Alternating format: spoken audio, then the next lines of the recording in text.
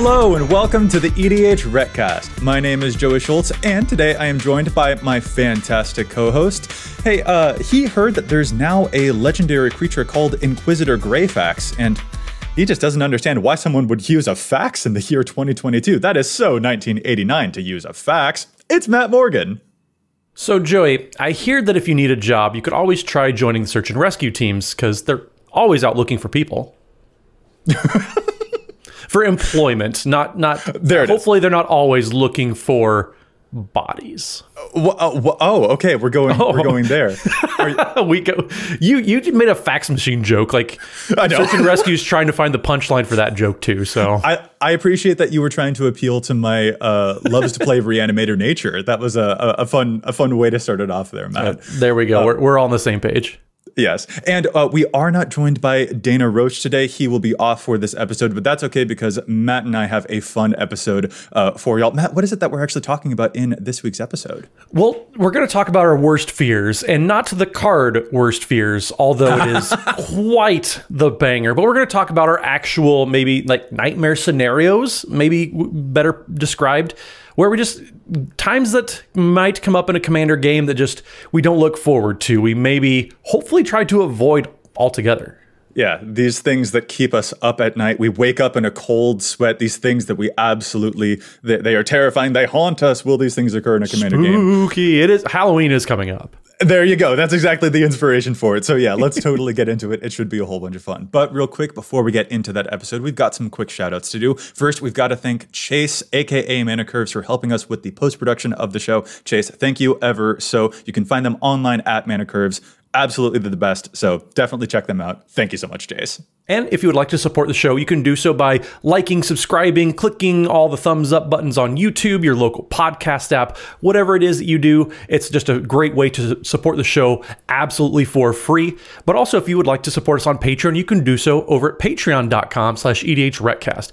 We have patron tiers of all sorts of levels. So whatever you're looking to get, it's just a nice way to get something back for supporting us on Patreon. Whether you want to join our Discord community, you want to see all the challenges stats that we've done over the years, there's all of that and more over at patreon.com/EDHRECast. And true to form, we're going to give that weekly shout out to one of those patrons who went over to Patreon to support us. So this week, thank you so much to Leo Sodergren. Thank you. Man, I don't have any good jokes on Sodergren. That's such a great, fun name to say, just Sodergren. Reminds me a bit of Soderbergh, like of Ocean's 11 fame, the director there. Like, that's it. Oh, yes. That's a good name. Although, for the record, sometimes, Matt, I know that this is a difficult conversation to have with you, especially right now while we're recording the podcast, but sometimes it's okay if you don't have a dad joke for every single occasion, such as our Patreon shout-outs. That doesn't make any sense. It does not compute with you? Does not compute. I don't understand what you're saying here. Okay. Let's talk about places where we're better acquainted, such as Magic. Let's talk about some Commander stuff instead. So yeah, we are talking about our Commander worst fears, some of the things that like might come up in game or not even potentially in game, but like sometimes around the game or just related to Magic that kind of give us a little bit of the the dread, the cold sweats at night. Matt, how about you go ahead and kick it off for us? What is an occasion that might come up in a Commander game that gives you your worst Commander nightmares? Well, I suppose we'll start it off pretty light here. And just, I don't look forward to when somebody has that silver bullet card. That card that it's the exact answer, exactly when you need it. It's always, you build up, spend that entire game trying to get to a certain point where you can position yourself to win, and then oh no, they had the perfect answer right when they needed it. And like they drew into it at instant speed and response. Everybody has one of those fun stories, but also when you just you were so close. You were so close, yeah. So like that is the thing that makes this one, like I feel like everything that we talk about in this episode will actually be pretty tricky because there are occasions where on the one hand, holy crap, that's so epic. Like I have been the person who rejoices when someone gets the silver bullet and totally demolishes me. Oh yeah. But I have also been the person who's like, no, whenever someone finds a silver bullet and totally demolishes me. Like you and Dana have mentioned graveyard hate all the time, and we all know that graveyard hate is a thing that gives me plenty of commander anxiety because my lovely necromancy decks cannot really survive a Bojuka Bog and a Rest in Peace. And you know, I don't even fear like just the scavenger grounds. The other thing that I fear on top of it is like when the person with the scavenger grounds doesn't just have scavenger grounds, they also have an additional desert that scavenger grounds can also sacrifice to get the scavenger grounds effect twice, because you can just sacrifice a desert, not necessarily the grounds itself. So like that's the stuff that makes me like absolutely dread. And like again, it's nuanced because like when I'm doing all my graveyard shenanigans, I do deserve to be taken down a peg because it's way too like you can't let me do my graveyard stuff. But I get the cold sweats when someone's just like, oh, is this a ley line of the void in my opening hand? How novel, how intriguing. And I'm like, no. Yeah, it's always fun to have those moments where, kind of like the meme, it's like, oh, somebody call an ambulance, but not for me. Like those types of buildups, you always get the best stories from there. Yes, it does sting to be on the receiving end of them, but ultimately, like, you do it for the stories. That's why we play Commander. It's to have those experiences, to do those things. So yes, it stings a little bit when you're on the receiving end of the perfectly timed brainstorm into settle the wreckage or whatever it ends up being. Yeah. But also, it's fun. Like you remember those games that like everybody was hanging on the cliffhanger type of moments, and then it resolved. So it's always fun. You never remember not having it, but you always remember having the answer. Yes. Yeah. And it's especially fun when like sometimes those answers compound upon each other. Like I have absolutely seen someone play an ink shield, which, stops all of the commander damage, gives you a bunch of inklings in return. And then they did a crackback attack with all of those inklings that they just got. And then that person responded with an arachnogenesis. So like all of the inklings then produced a bunch of spiders. And then that person like cracked back with all of the spiders now that the inklings were all tapped. And then a selfless squire came down. It's just like sometimes those silver bullets like cascade into even more silver bullets, and that's when the game gets just so absolutely ludicrous that like I circle right back around from like, oh no, I'm dreading this to, okay, this is the best thing I've ever seen in my life. But I do think that there's probably a case to be made that like sometimes the silver bullets are so good that they do really take you out of the game almost completely. Like a Rest in Peace is going to be a lot harder for me to get out from underneath than a one-time Bojuka Bog, or like a Spike Weaver or a Constant Mists being a perpetual fog that it feels like you can't get through, or a Spore Frog constantly coming back. That one can actually be like genuinely a little bit like, grinds my teeth a little bit, because that doesn't feel as epic. That feels a little bit more like I've lost agency in this game. I can't actually do anything to this person now. And that feels a little bit like a shade darker instead of a shade more epic. Does that track with you? Well, yeah, Joey, and I think you put it really well that people lose their agency, and that probably tiptoes around future points we're going to talk about later on this episode. But having the one-time answer is very, very different from a continuous pressure applying. It's something that kind of weighs down and takes the air out of the room type of answer. Very, very different things. So yes, the one time, oh, I gotcha moment is completely different from, oh, I'm going to answer your entire game. And the one time silver bullet type of cards, I love it. They lead to amazing stories. But yes, cards that make people lose their agency over what they could be doing in the game, probably even worse. Well, that's one of the things, like, for instance, you specifically don't like Dictative Erebos or other types of, like, perpetual sacrifice stuff, because you have a lot of decks where you might have, like, just a single commander in play, like your Valduk deck, for example.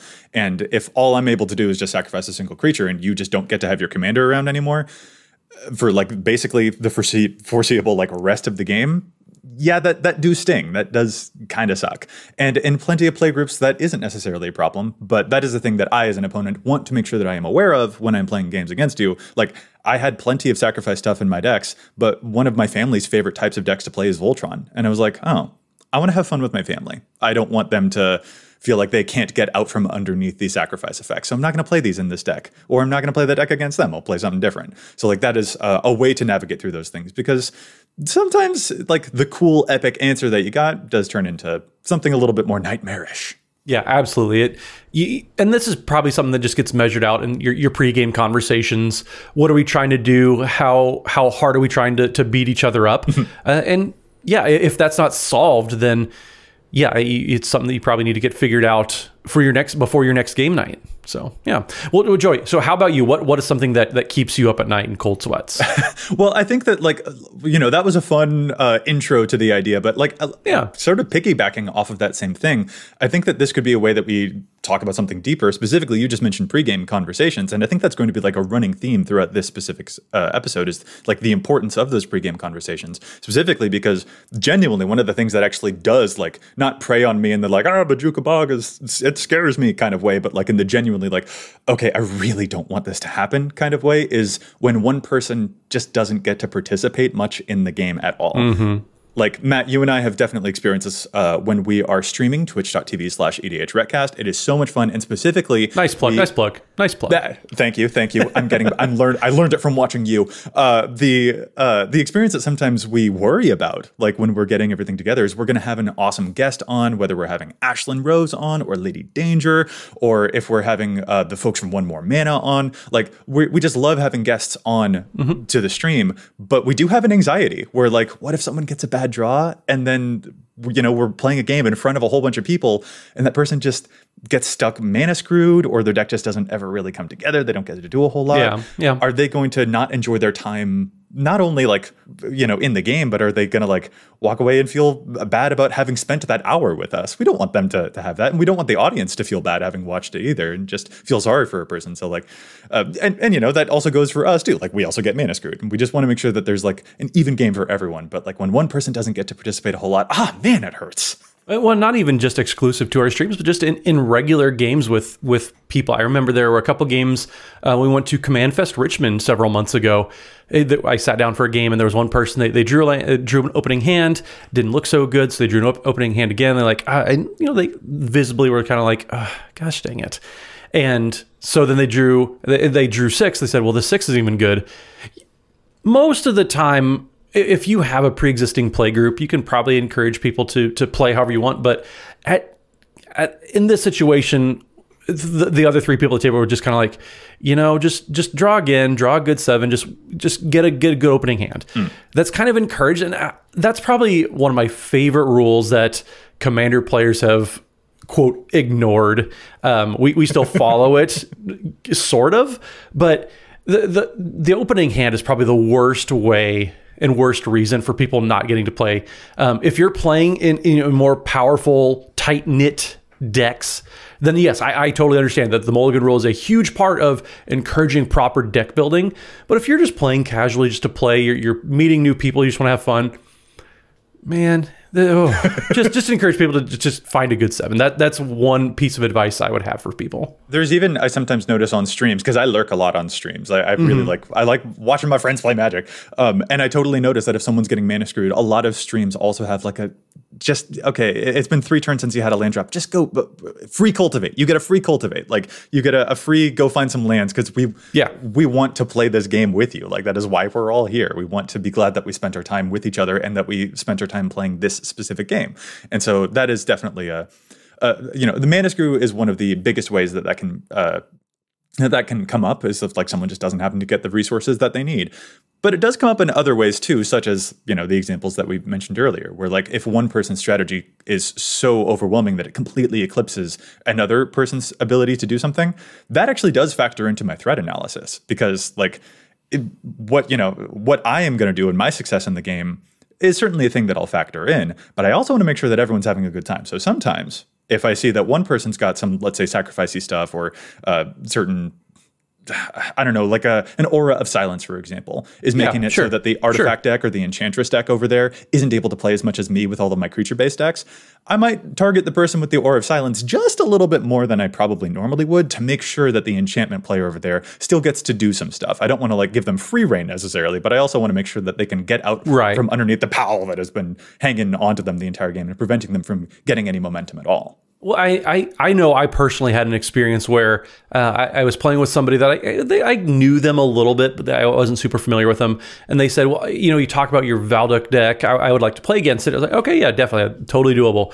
And they pulled out a Slimefoot the Stowaway deck. And for those of you who aren't initiated with Golgari, like Joseph M. Schultz here, Slimefoot is very much known for an aristocrat style, sacrifice my things, get all the things type of decks. So I was like, okay, we'll see how this goes.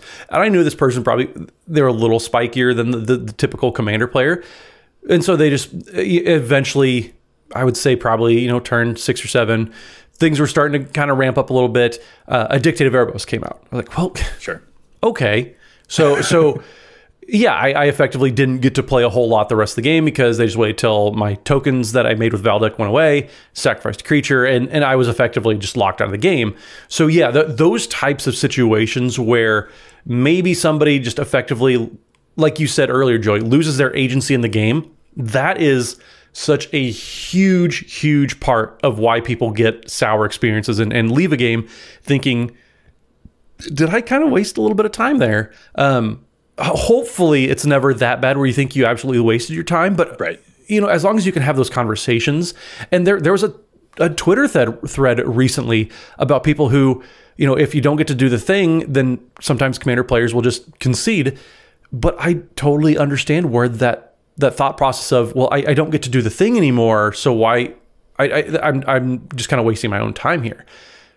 Commander players, they like to do the thing. That's why we're playing Commander. That also is immediately so nuanced, right? Because there are certain situations where so for example, if the Zakama player has been able to do the Zakama bounce situation, get a whole bunch of mana, and then the Zakama player is able to take out all of your creatures, gain basically infinite life, and also kill all of your artifacts and enchantments. That is a situation where I'm kind of like, all right, I understand why if everyone feels that this game is over, this game can just be over because I don't think that I can play anything that will stick, and the waiting for the commander damage to slowly take me out.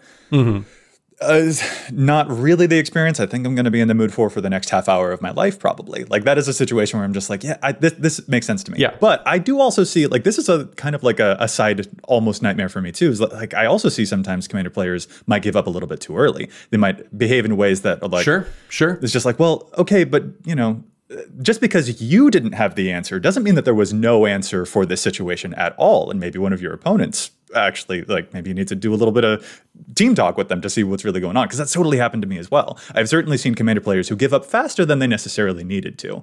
And that's what makes this thing absolutely difficult. And I can certainly imagine the type of person who feels that oh, well, since I didn't get to do my thing, this game was a waste of time. And that is such a negative energy that I just absolutely don't like. But there is also a flip side where sometimes the things that happen in a game are so much of oh, okay, there's really nothing I can do, that it just does make sense to wrap it up from there. So this is a difficult thing to balance, to figure out how to thread those needles. And to go back again to what you said, I don't know if people... I don't know if it's so discouraging that they didn't get to do the thing, but they lost their agency in the game. They lost their ability to make any sort of meaningful impact. To circle back to my Valdek game, I'm mono red, which is very well known for being able to interact with enchantments. Oh yeah, very well known. So many ways to remove enchantments in mono red. Yes, so I sat there and I effectively didn't get to play the rest of the game, and I didn't, but. Yeah, just absolutely. When players lose their ability to even influence the board state, not so much play their commander, because sometimes a commander has to be answered. People do.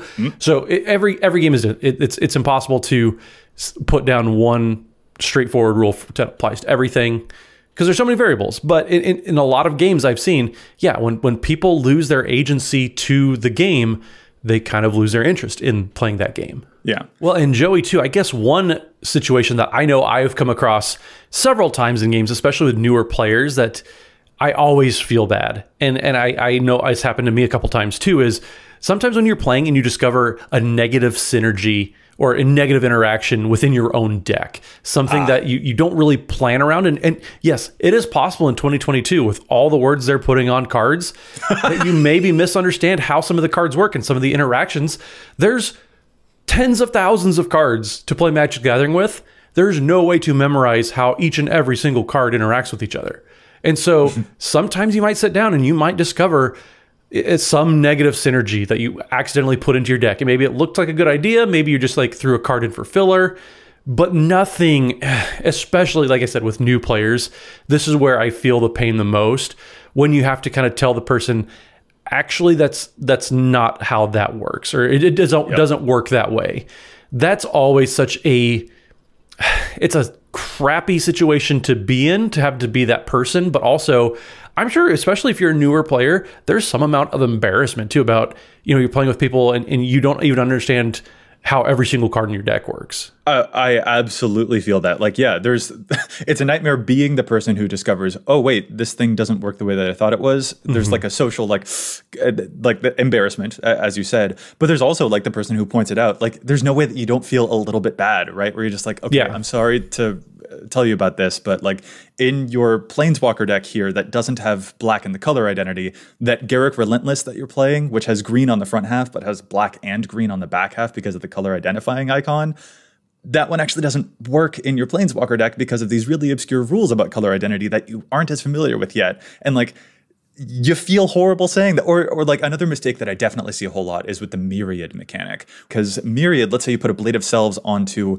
like an Elder Gargaroth as an example. Myriad makes tokens of creatures that are already tapped and attacking when you attack a player with the equipped creature with that Blade of Selves. And Elder Gargaroth has an attack trigger. Whenever it attacks, you can do like 8 different busto things. It's a really fun card. And there's a mistake that I totally see happen a lot with that type of situation where the creatures enter the battlefield already tapped and attacking, which means they haven't declared the attack and don't get the when this creature attacks trigger. That is another huge mistake that I see all of the time. And it's a really intuitive mistake. And pointing out those mistakes, you want to play the game right. You don't want the person to walk away not knowing how the rules work and thinking that this rules interaction is how the game can go, because sometimes those rules interactions might be like a little bit too busto. Like, that's why the rules are the rules. But at the same time, you feel horrible pointing that out to someone because you run the risk of making them like fall out of love with the thing that they loved about their deck so much. Yeah. Like, that's the thing that really sucks is I feel bad when one of those rules interactions comes up, not even when I'm the one who's guilty of it, but also if it's like, I don't know, also when I'm the one guilty of it. Like in all situations when you discover that there's a rules interaction, it's just like, oh no, this could be very awkward. I hope that we manage to go through this gracefully. Fingers crossed. you would hope. But also, it's funny because especially when we play on twitch.tv/EDHRECast with guests on every single Wednesday, it's funny because sometimes Twitch chat will catch things that we miss. And I don't know if people know this or not, but like content creators aren't immune to making mental mistakes. What? I know I've said, yes, even EDHREC representatives, we make a lot of mistakes, people. We make a lot of mistakes. I don't know what you could possibly, I've never made a single error. I know that I don't want anybody to think that we're kind of trying to kind of talk down to people who have made this mistake, because I've made this mistake on stream. I sat there and I drew a card and looked at it. I was like, oh, this card actually, like, this doesn't do anything. And for me, most often it happens when I take one deck and transform it into a different one. So I have a couple holdovers, but I've drawn several cards in several different decks. And I look at it as like, oh, this actually, well, I pass the turn because this doesn't do anything for me right now. I've made that mistake so many times. So yes, we're speaking from experience, not just on the, oh, hey, by the way, the interaction doesn't actually work that way, but we've been on the receiving end of, oh man, I made a mistake. It doesn't actually work that way. So yeah, it's on all sides. These situations, it stinks. And what I've ended up actually doing more often than not is if somebody plays a card and it doesn't work the way they want to, kind of the table typically is agreed, okay, we'll let it work this one time, but it's not going to be continual. Let it happen every single turn. There was an equipment deck that had an equipment that they wanted. I forget what it was. And they forgot how, I believe it was how Shroud works. They're like, okay, well, I want to put this thing on the thing with Shroud. And Shroud doesn't happen anymore. They just don't print cards with Shroud. So like, it's easy to forget that Shroud means you can't target it at all. It's very different from Hexproof. And so there was a newer player. They're like, okay, we'll let you get around the Shroud this one time. But just to make sure, moving forward, it actually doesn't work that way. You can't target your thing with Shroud. And they're like, okay, like, thanks for letting me know. And it ended up turning into a teaching moment, which is hopefully the result that you can get from a lot of these situations here. Yeah. And again, it's a hopefully thing. And it feels even worse if like you don't discover the mistake until well into the game. Like that's never happened. No. or like, I'm trying to think of one for me, because again, like we also do the mistakings of like not knowing all the time. They say that reading the card explains the card. That's not always true though. But whoever came up with that saying has never seen a card from Strixhaven. or companion. Or companion. But like, so there's one, I know that there was at least one game that I played where I played some type of ravenous chupacabra in the, as a means to destroy a creature. And I was just like, oh, this is a thing that I play it, I destroy a creature. And I wanted to kill off my own creature to get some huge death trigger effect. Maybe it was a Coca show or something like that. And then several turns later, someone was just like, wait a second.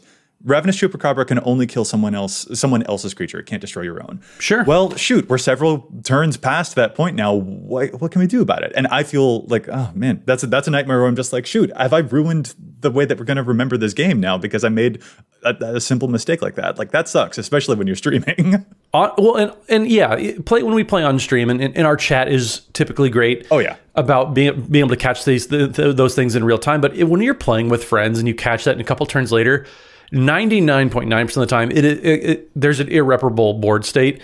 It's easier just to go on with it, make sure you catch it the next time. Yeah. Because, yeah, if you're catching things turns later, or you've been doing something a few times and then you realize, oh, wait, it doesn't actually work that way,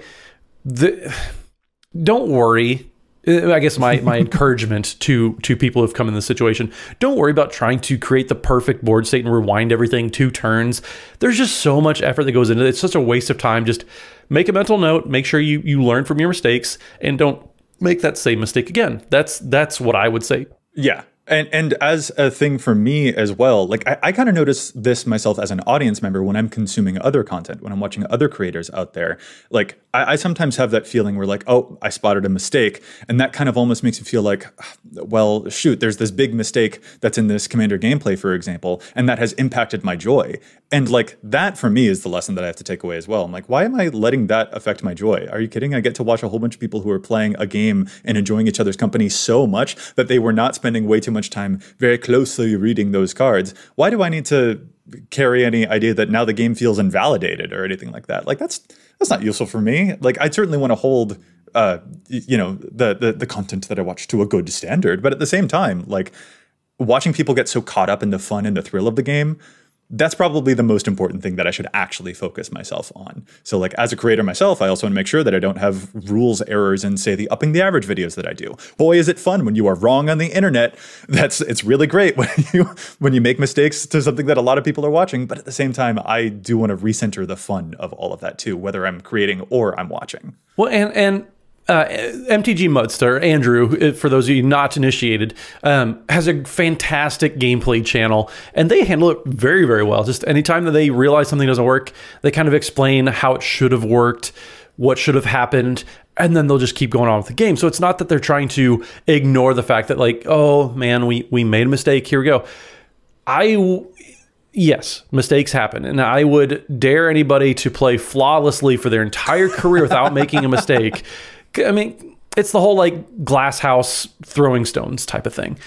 Yes, mistakes happen, but man, just turn it into a teaching moment and move on from it. That is such a huge thing, both in your actual gameplay, the games that you are playing yourself, and the games you're watching. Nobody wants somebody poking them on the shoulder. Hey, actually, no. Like, there's a graceful way to handle situations like that, and it's when you turn into the well, actually type of moments. That's where maybe newer players have a negative experience. They don't come back. Maybe that's when they see those comments and people think, well, this guy's just a jerk. Why would I want to listen to them? So the way that these situations are handled, that's another nightmare for me, is when people aren't graceful when they see mistakes, because mistakes are going to happen. This game is so huge. There's so much, like I said, Strixhaven tripled the amount of words in the game. And so just keep in mind, a chip on your shoulder about that one. it's Strixhaven. There's not only are there like 3,000 words per card, there's 2 cards per card. So I'm not wrong. It's true. I'm not wrong. You're not. It's so funny. But yeah, I back to my original point. Handle these mistakes gracefully. If you see somebody making a mistake, be encouraging, be teaching, be part of the community that people want to join is, I guess, my biggest take-home phrase there. Yeah, no, I think, in my opinion, the most important thing that you said was nestled right in the middle of all of that about like a newer player not enjoying the experience and not wanting to come back. That is the ultimate, that is the nightmare scenario where we have not created an environment where people want to play the games. that right there is the thing that, like, yeah, handling the gracefully. It's tough. It's difficult, whether you're the person who accidentally did the mistake or you're the person pointing it out. But like the ultimate point of all of it should be like, hopefully we maintain a group that is enjoying each other's experiences here. And that is the thing to like always try and keep a focus on, which because the biggest nightmare would be like not having people to play with and having people who don't want to come play. Yeah, that would be. Matt, we're getting into some deep stuff. Should we take a break? The weeds. I was going to say, what we should really keep our focus on, Joey, is challenging stats. Yes, let's take a quick break, and then we'll come back with some stats that have been challenged.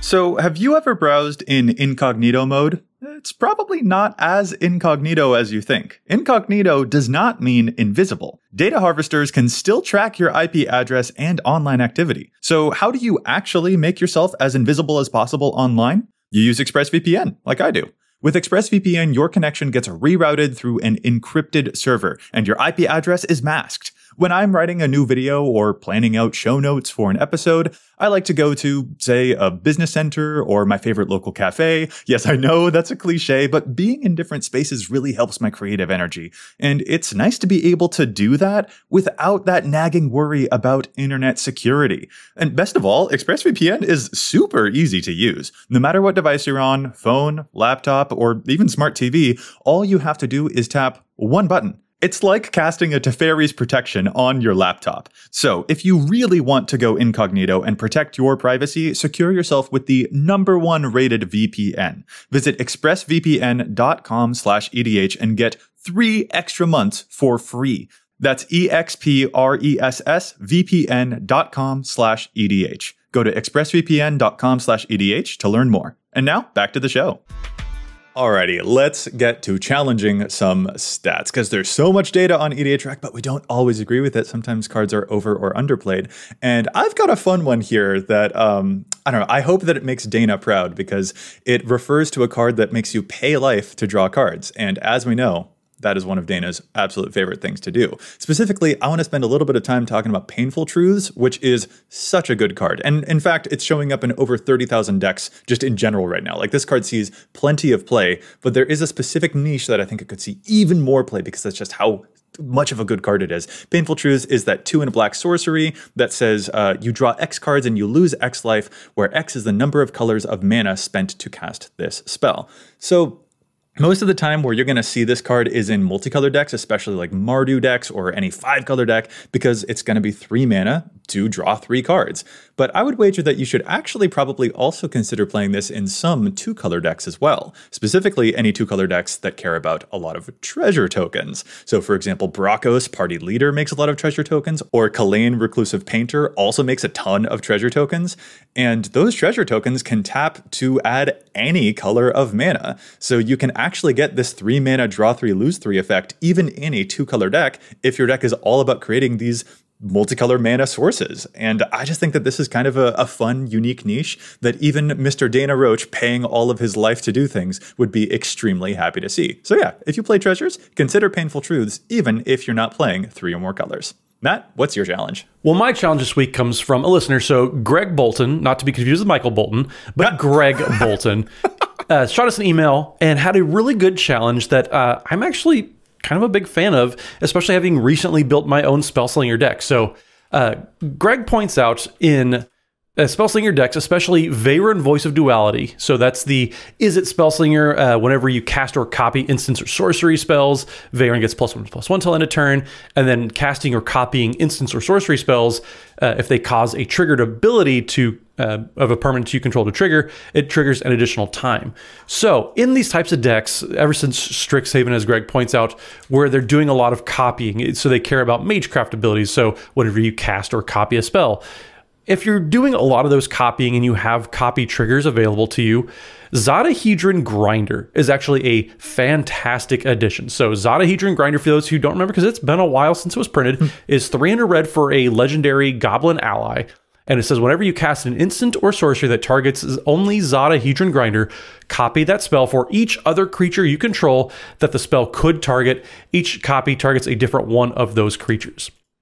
Now, there's already some spells in there. There's some creatures in there that deal with copying spells. Beam Splitter Mage is another good one that some Veyran decks are playing. And if you're playing the typical Veyron deck that plays a lot of target creature gets X and then cantrips out. So I'm talking cards like Expedite or Shadow Rift, where you give a creature an ability and then you get to draw a card.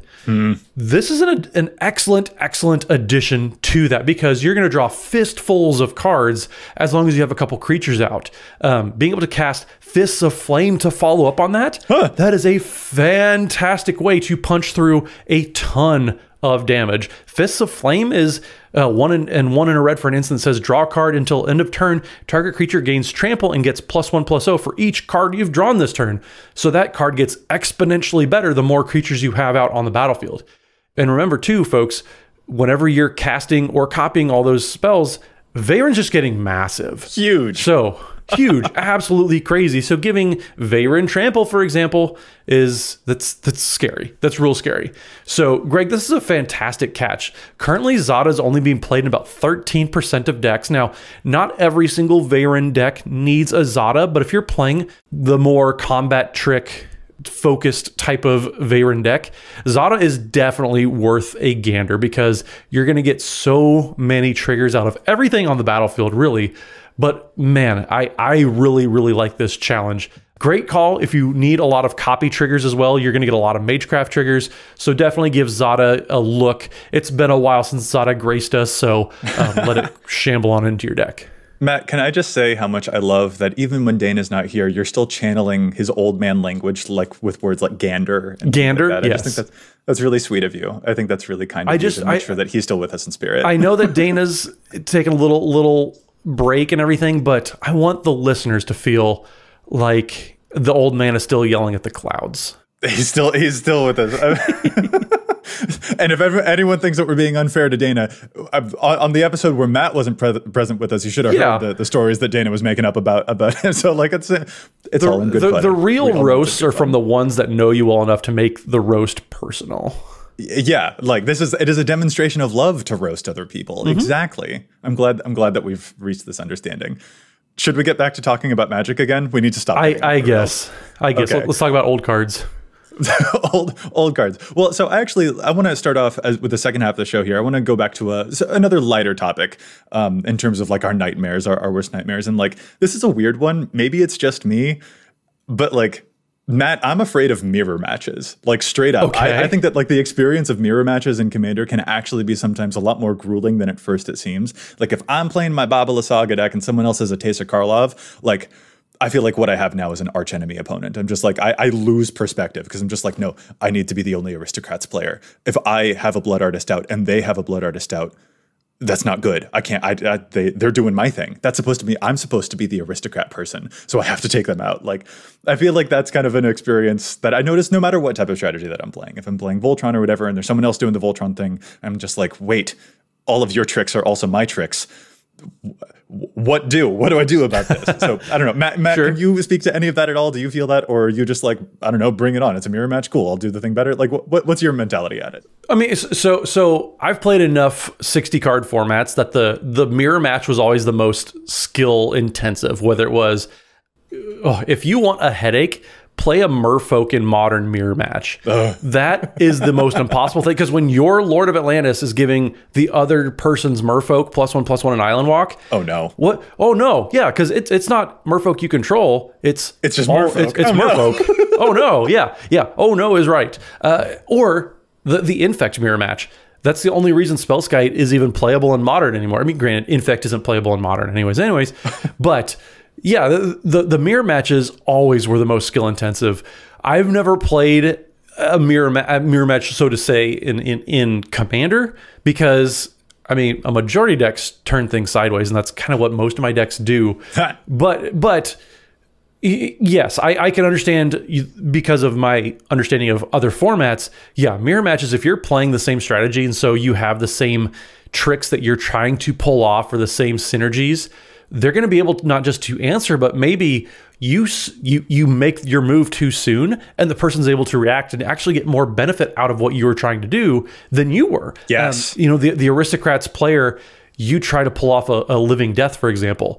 They're able to, in response, I'm going to sack my battlefield and get it on the graveyard. Yep, and then get it all back from the living death. Exactly.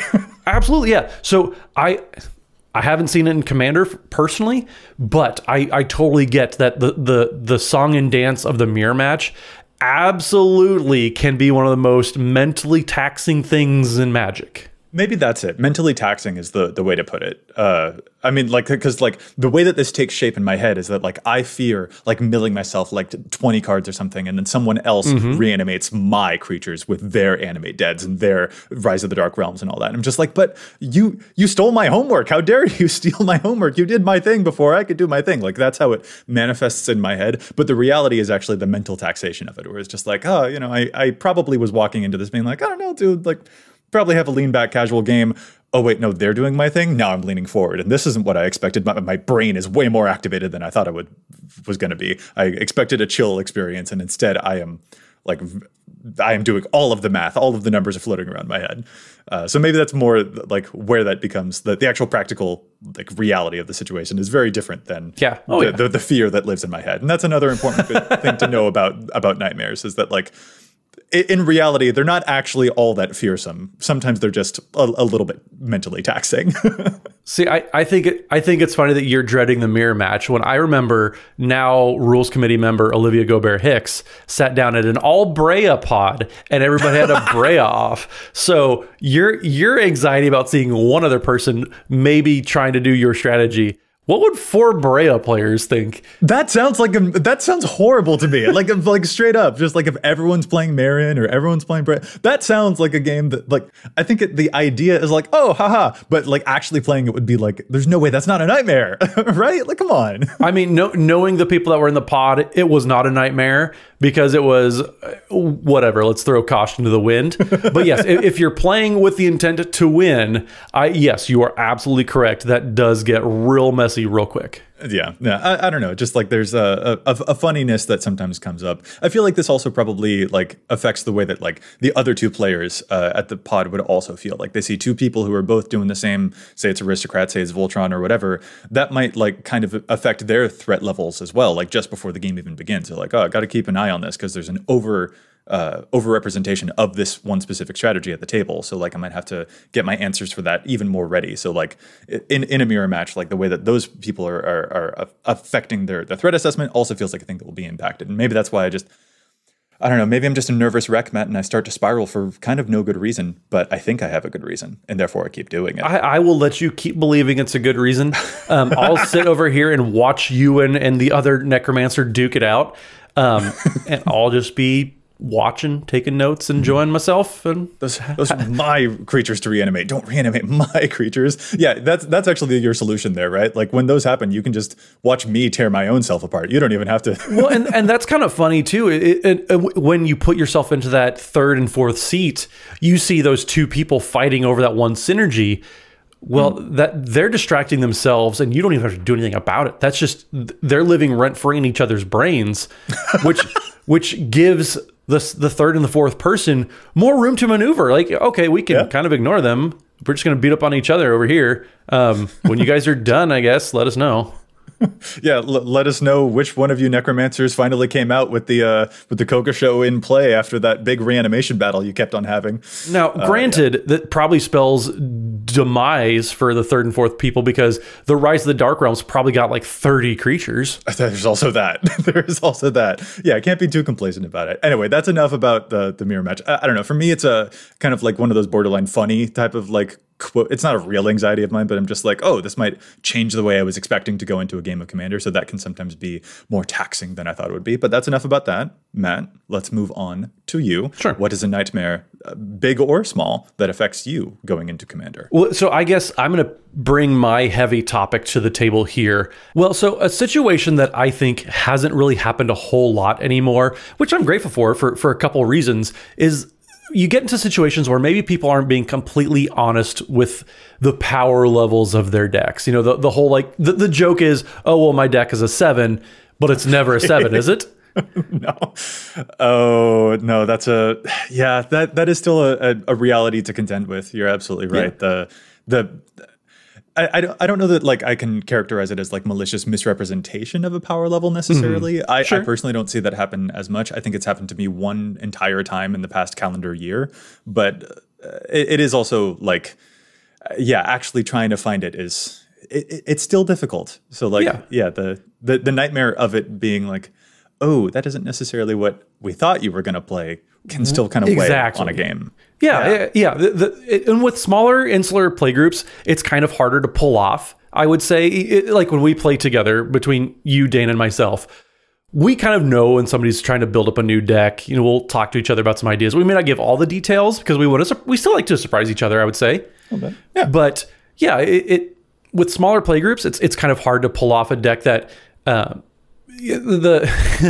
joke of like, oh, my deck, the deck never does this, but it does it more often than not. Or people who say, yeah, I've played a couple games with this deck. It's kind of new. I don't really know how powerful it is, but they know how powerful it is. They're the ones that built the deck. My deck has never done this before, they say, resolving their third tutor or something like that. Everybody's played games like that for sure. Right. And I think that like this is why it's like actively difficult, I think, to have this conversation, especially in the context that we're currently having this conversation, where we know that this will be listened to or watched by a whole bunch of people, because like we see a big mixed bag of reactions to this type of thing online. We see people who are valiantly insisting that their deck is a 7 after all, how dare you? And we also see people who say that pregame discussions just don't work at all, or who assume that we don't have that we don't play with strangers and therefore we're out of touch with playing those deck, that we're out of touch with playing with different people, which is weird. Like Matt, you just moved and you're currently looking around for new LGSs to play at. So it's like we do have a different perspective on this being creators, but at the same time, like this is still the thing that we see. And the ultimate nightmare is that like people didn't get to have a good time. Like that's ultimately what this is coming back to, is that people feel maybe shorted a little bit on the game experience that they felt like they had been promised. Yeah, and you hit the nail on the head right there. Like I just moved to a new city not too long ago. I've been trying new LGSs, trying to find one that has a fun commander night that I vibe with. I've played with a ton of strangers, and whenever we go to events, we play with a bunch of strangers. Mm-hmm. So yeah, we get outside of our stream play group or playing with our close friends that we play with offline. But yeah, playing with strangers always has some curveballs. Just navigating, finding those characters, because I'm sure every LGS still has that one or two people that you kind of, okay, well, they say they build decks for fun, but like they're not built, like they're building decks more powerful than they let on.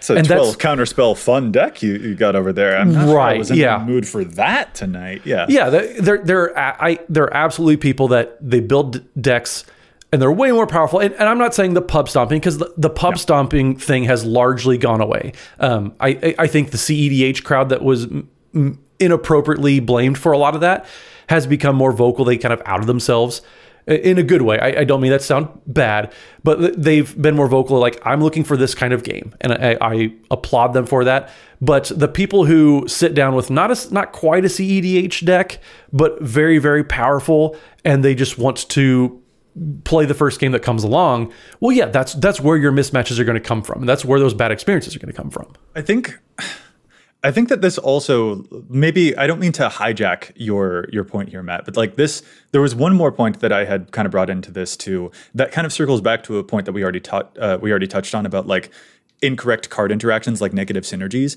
And I think that specifically this, like in terms of power levels and making sure that the gameplay experience is not misrepresented, kind of dovetails a little bit into our thoughts about unfinity as well, and how that makes certain situations like this potentially even more thorny. Because I mean, like, on the one hand, for instance, there are apparently some Unfinity cards that instead of getting the Acorn holofoil stamp that would denote them as not actually legal unless you rule 0 them with your playgroup, they got a regular holofoil stamp, or vice versa. Like, there have been mistakes which make you like, oh, what legality is this actually supposed to be? But this is also thorny just when it comes to, like, are you seeking an experience with those Unfinity cards? Because they might actually, even the ones that are perfectly commander legal, like they're not doing the dexterity stuff or other things that would earn them the Acorn stamp that you wouldn't see in normal play. Even then, sometimes, I don't know, maybe we're not in the mood for Space Bellerin, for example, to kind of complicate things just a little bit. Even the ones that are legal might still not be the experience that you're looking for. And that is also a difficult situation to navigate because if you are critical of it in some way, there might be a lot of people who are put out by that, where they're just like, but I just wanted to have fun with these things. And so like locating the right people to be able to have that fun with is difficult to do, because I think that there are good reasons why people might not be in the mood for those silly cards, even the legal silly cards. But this is dovetailed into the power level situation and the misrepresentation of the game experience. But even then, like having all the Unfinity cards be black border, I think that's going to cause so much confusion, especially among the less enfranchised players. Like it's very easy for us to know, just because if you're listening to this podcast, you're more entrenched than the people that we're talking about here. But the casual people, the people buy packs at Walmart or whatever, buy packs on Amazon, those people, they're just going to buy a pack because, oh, this looks like the new set. Let me get a pack. So playing the non-legal black border cards, there's no way for people to tell a difference. They're going to see the stamp, but maybe they don't read those articles. Yeah. Those people definitely exist because Wizards of the Coast says those players exist. So they know that there are players that aren't invested enough to read articles about legality of the sets, but they're still giving an opportunity for the confusion. That's where I have always had my biggest struggle with changing Unfinity to black border. The stamp, I don't think, is going to do enough to help the less enfranchised players tell a difference. I feel like it really hijacked your point about this. But I'm picking up and run with it, because I also... Yeah. It's not that I don't like Unfinity cards. I struggle with some of the execution points of Unfinity. And it's purely on decisions that Wizards of the Coast made. It's nothing about the players who enjoy them. I'm talking about the execution of them. And that's the point right there, is that say that you don't like the Walking Dead cards or you don't like Unfinity or something. Like the nightmare scenario for me is if I or anyone else at the table or whatever, our frustration at like the way that Wizards handled a certain product, such as Unfinity, like I don't know, I've got my thoughts on it for sure. But like if I allow that to affect the enjoyment of another person who was just looking for a good time, like that is my ultimate nightmare about this. I don't want that person to again feel like they don't want to come back. Like that's the thing for me. Mm-hmm. And specifically with Unfinity, I'm just like, I don't know, to me, the black border doesn't work because whenever I look at an Unfinity card, it doesn't have the immediate framing to be like, hey, this is a joke. So to me, it feels like it doesn't really commit to the bit, which I don't think is good for a comedy set. But this is also a situation where there are going to be like, which I think for the vast majority of the time, it's not going to come up. But there are Unfinity cards that I think will come up in certain contexts, because this is Commander and Commander loves niche stuff. So there's it's a card called Wicker Picker, for example, that has Sticker Kicker. Haha, very funny, right? It's legal because stickers apparently are legal. And that's a thing where I'm just like, I don't really want to have to deal with stickers. But if I'm playing a Hellar deck, which cares about Kicker, or a Verazol deck, which cares about Kicker, well, that Sticker Kicker card actually probably is really good for those decks. And so now that's a thing where I'd have to be like, here's the thing that I wanted to bring in. I'd probably be best. I don't want to leave value on the table, right? I'd probably want to play this in my Kicker deck. Is everyone going to be okay with stickers, which isn't a thing that everyone's necessarily in love with? A lot of people have made videos calling it unappealing, because it's very funny. Yes. So like that's the thing that makes it like suddenly this becomes thorny, whether we're like trying to navigate a power level discussion or whether we're trying to navigate is everyone going to be on board with just what is the game experience in general that everyone is looking for? Do people like attractions? Do people dislike attractions? I don't want to piss anyone off just because I tried to make a deck that I thought was fun. And I also don't want to make anyone feel bad about the deck that they built that they thought was fun. That is what makes it so hard. And I think too, like the sticker cards being legal and all that, I think this falls a little bit in line with kind of where the initiative cards are, or dungeons. When you're allowing other people to get into dungeons, you're kind of putting the onus on other people to track something that your deck is introducing. Oh. So, and Joe, you had joked before about, okay, well, if I'm playing a card that has the initiative, I'm bringing 4 initiative cards so that everybody is able to track it on their own. Yeah. It's stuff like that. It's just, if this is the type of yum that you have for your decks, then being a little more proactive to keep that experience positive for the other people that maybe weren't prepared for that type of game. I don't have the Undercity card laying around, so the initiative kind of doesn't do it for me, and I don't want to be on my phone the entire time when we're playing a game. Having those things set aside ahead of time just to prepare the people that you would be playing with, I think that's going to go so far in smoothing over Joey's old man curmudgeon sitting on his front porch yelling at kids type of attitude about stickers. I'm younger than you. How dare you? I know. But then also too, like I'm not an unset person. Like I'm just not the target audience. I still don't know how stickers work. And now I'm supposed to keep up with them. And so I guess that's my biggest confusion was I used to be able to ignore unsets because I just that's fine. Somebody else will enjoy them. But now like I kind of have to because these unset cards are legal and I don't know what the mechanics do. So it's just more work on something that I just otherwise wouldn't have not paid attention to. Let me ask you this, Matt. If there's a sticker on a card and then that card gets bounced back to your hand, what do you think happens to the sticker? No idea. Could not tell you. Intuitively, what would you expect to happen if you're playing Unfinity and you've got a sticker on a card and then that card gets bounced to your hand? What right? Are we playing on Arena? And is this alchemy?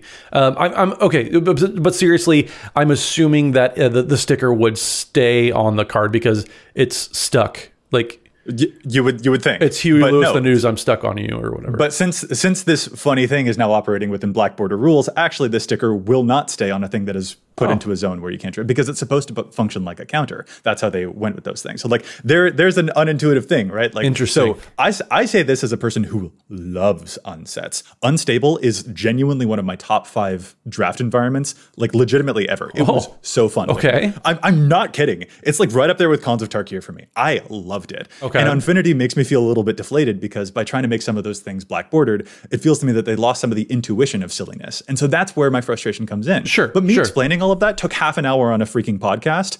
Like, and so like that is difficult to navigate when we're trying to like sit down and have a fun game with people who wanted to play this, just want to play their Halar kicker deck. And there might be sticker cards in there, which is, so then suddenly this becomes like, oh, there's a mental onus of like the complexity of it, which is certainly sometimes tough. But then there's also like if I'm bringing all of my baggage into that, I don't want someone else to be affected by my baggage is what I'm trying to finally get around to here. It's just complicated. And you just hit the nail on the head too with that's my baggage, as you said. Everybody has their own baggage that they're bringing into a game, their own emotional attachments to XYZ, their own aversions to everything. And so being aware of what dislikes you have and making sure that you're not letting that spill into someone else's enjoyment of something that they really, really like. There you go. If we sit there and say, the next game that we play, Joey, Dana, whoever, you want to play a sticker deck.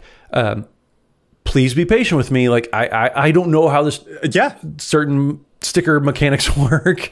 So I'm gonna ask questions. Help me understand where your enjoyment's coming from so that maybe I can further increase your enjoyment because you got me with it. But if I'm asking questions, don't dismiss other people for trying to understand how your deck works. We've all watched me sit there and try to figure out aristocrats, and Joey has laughed hysterically at me. No, with. It was definitely a with because I was laughing at myself like, why did you even try to do this? But yes, if people are asking questions, okay, help me understand your deck. I just want to make sure I know what's going on. That is definitely a situation that's going to happen in more games than not, especially with how many cards that are coming out. So if people are asking, then maybe, okay, this is what I'm trying to do. This is what the deck's doing. This is what the stickers do. Be patient with people as much as you should be patient with people learning. Be patient with learning yourself. Yes, I love that. And that I think circles back around to the original point that you made about the power level discussion or the misrepresentation of decks. Like this is a question, a conversation that gets harder and harder as more and more sets come out, especially some of the bolder sets such as Unfinity or any set that has like a lot of really super juiced cards in it. Like these conversations get tougher and tougher. So, I mean, we are going to have to navigate those things. And it's better to take the 10 minutes to figure it out beforehand than to like accidentally experience a thing that makes people feel like, that's not what I thought we were all going to play. And that is a way that we can navigate in big conversational ways. And sometimes it's a thing that we do before we even build the decks. I mean, Matt, you mentioned the initiative. I don't put one-off initiative cards into my decks because I don't think that the fun would be produced well enough by that. I don't even put one-off night and day cards into my deck because tracking the night and day, I'm just like, it's just not worth it to have that one card in my deck, even if it's a good card, to start tracking night and day for the rest of the game this way. And that is... And if it's not worth it for you, Joey, it's definitely not going to be worth it for the other people at the table.